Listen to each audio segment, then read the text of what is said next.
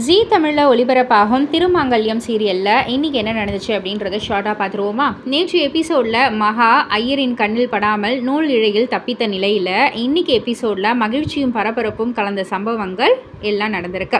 கோவிலில் இருந்து வெளியே வந்த மகா அம்பிகாவுடன் வீட்டுக்கு திரும்புகிறாங்க. இதற்கிடையில் திவ்யா வீட்டில் இருந்த அனைவரையும் திரு தன்னுடைய வீட்டுக்கு வரவழைக்கிறார்.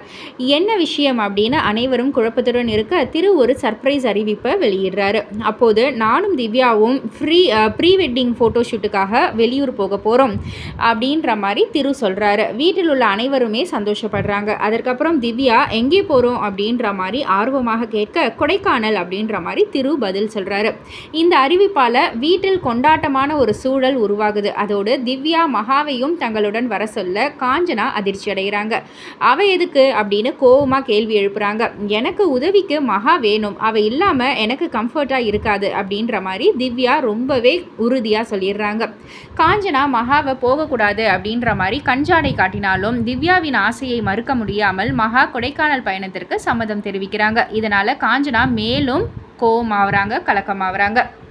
ஆனால் இன்னொரு பக்கம் இன்னொரு ஆபத்தான ஒரு திட்டம் உருவாகி கொண்டிருக்கு. இந்த தகவலை கவிதா கௌதமுக்கு தெரிவித்து ஏதாவது செய்யணும் அப்படின்ற மாதிரி முடிவெடுக்கிறாங்க. அதுக்கப்புறம் யாருக்கும் தெரியாமல் கொடைக்கானலுக்கு செல்ல இருக்கும் காரின் பிரேக் வயரை வெட்டி பெரிய சதியில் ஈடுபடுறாங்க நம்ம கவிதா. ஸோ காதல் நிறைந்த ஃபோட்டோஷூட் ட்ரிப்பாக தொடங்கும் இந்த பயணம் உயிருக்கு ஆபத்தான திருப்பமாக மாறப்போகுதா? கவிதாவின் சதி வெற்றியடையுமா? மகாவும் திவ்யாவும் ஆபத்தில் சிக்குவாங்களா? போன்ற பல கேள்விகள் ரசிகர்களுடைய மனசில் எழும்புது. பொறுத்திருந்து பார்ப்போம். இதற்கு பதில் தெரிஞ்சுக்கணுன்னா நீங்கள் ஜீ தமிழில் திருமாங்கல்யம் சீரியலை மறக்காமல் பாருங்கள். அண்ட் நம்ம சேனலையும் சப்ஸ்கிரைப் பண்ணிவிடுங்க இது போல் சீரியல் அப்டேட்ஸுக்கு. அண்ட் மறக்காமல் லைக் பண்ணுங்கள், ஷேர் பண்ணுங்கள்.